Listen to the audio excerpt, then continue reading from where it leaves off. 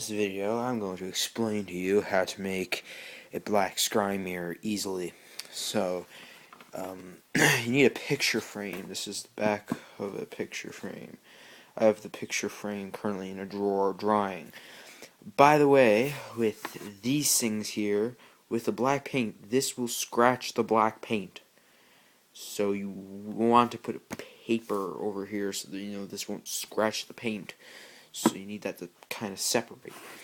And on this part, where it's going to be inside of the mirror, you will try to write the names of the holy archangels Raphael, Uriel, Michael, and Gabriel. Or you could write Lucifer, Belial, Azazel, and Leviathan. But I chose the archangels, just for the hell of it.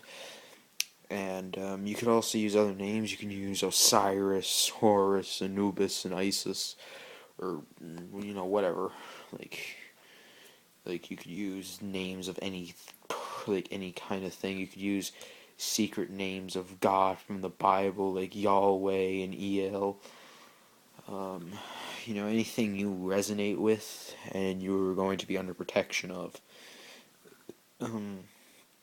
Odin, Zeus, like gods like that. You can just write the name of any god you want, and they'll protect you. Okay, I'll show you what my scrying mirror currently looks like. And this is what it looks like. Yeah, so it works. You just paint the paper on it black as well. And by the way, you might not want to take this apart either, because it will be messy. Because once it's made, that's it. You can use that magic mirror forever. And you don't have to worry, let me grab my other magic mirror. This is from my evocation of Amen. Yeah. So, you don't need to draw the sigil on the mirror. You can draw the sigil and lay it under the mirror, or you can stick it at the mirror. Either way you want, really. So, this is probably not going to be used as much when the black mirror is complete. I will probably might use this as a reflector. This was the original one I bought. I painted this one black originally, but the paint that I got did not work for it. So I just made it black, but it didn't work. So yeah. But I'm probably going to use this again, or I might try to make this one a magical black mirror, but So that's an easy way of making a black scrying mirror. And you have to evoke spirits into that. I don't know why the pentagram and the cross kind of looks so glossy. Oh, by the way, this isn't a Christian thing. I am not Christian. This is supposed to represent the crossroads.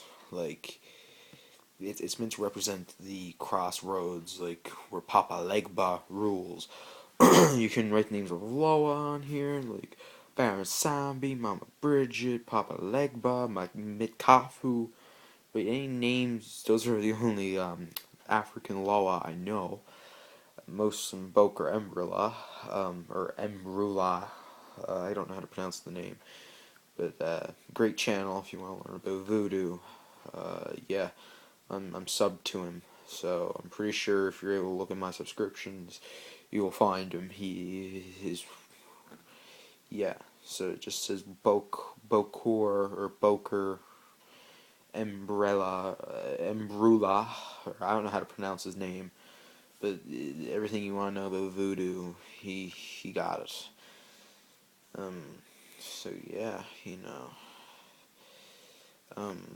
yeah, so I better get going, and good luck with the scrying. And I think before I leave, I'm going to explain why you need protective wards. Because you need these protective wards, and you also need a wand. And I'm going to explain why. Because a spirit might try to take his hand out and start trying to reach towards you.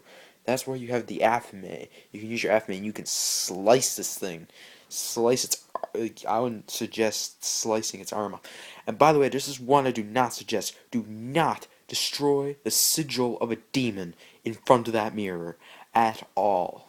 Because when you do that, you're declaring warfare.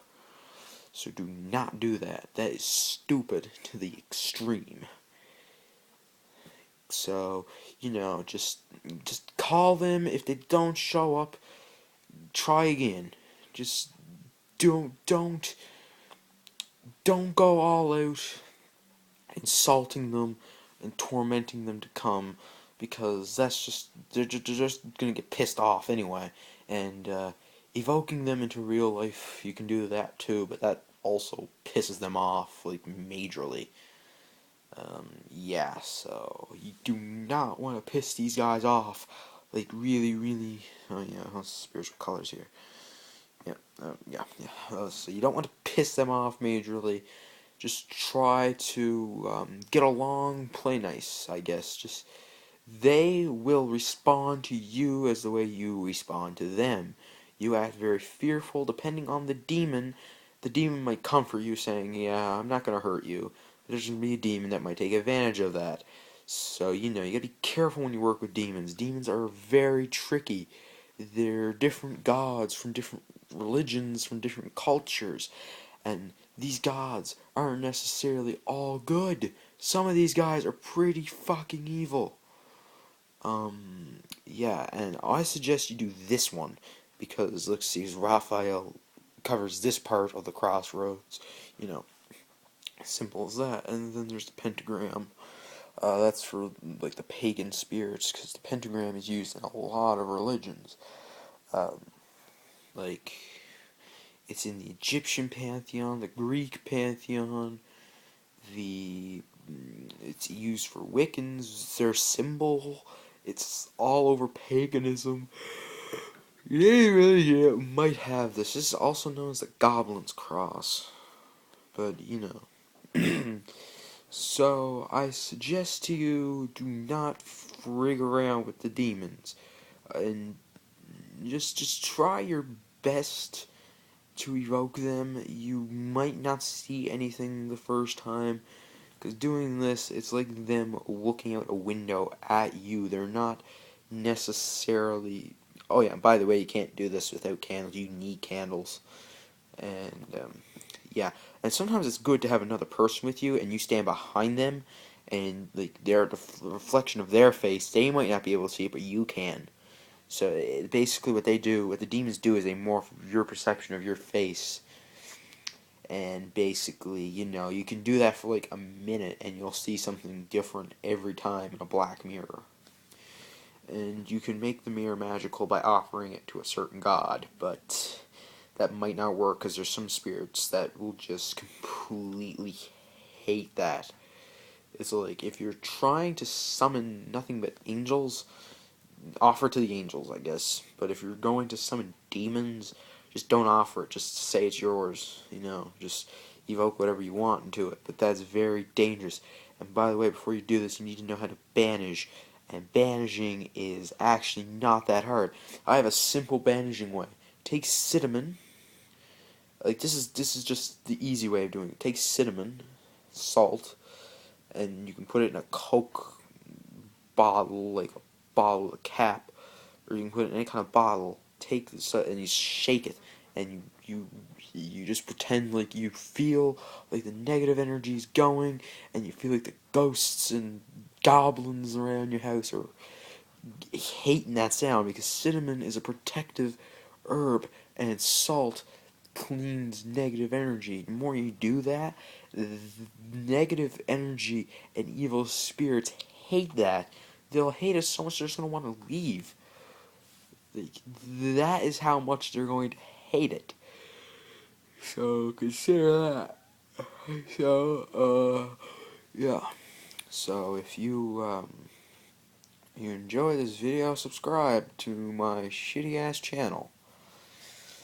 Yeah. So, yeah. I'm just trying to figure out if there's anything else I want to cover real quick. Um,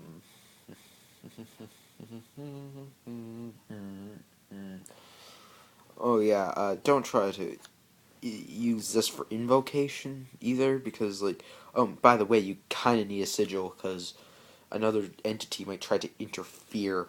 So you might want to draw the sigil and have it lean on a candle or something. Or like some people draw sigils on these like weird little pieces of wood like with a sing standing on them and just like have that face towards the mirror. Doing that is fine.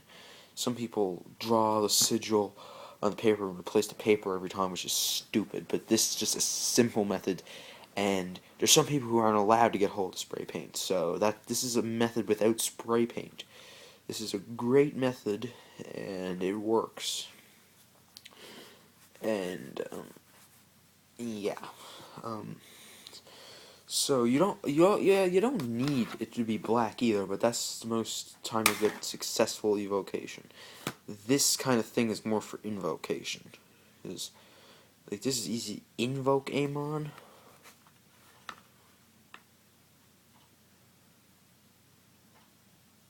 But it would be difficult to evoke with this mirror.